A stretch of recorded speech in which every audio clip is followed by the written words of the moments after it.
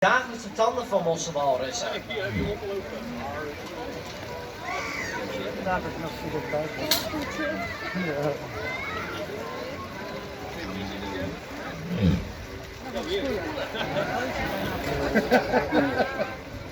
Smaakt wel, ja. Kijk hier ook. Daarna zijn we onze dieren op aangegeven om bloed te kunnen prikken. Dat doen we bij de achterste vinnen. Dat bloed wordt daarna onderzocht in een laboratorium door onze dierenarts.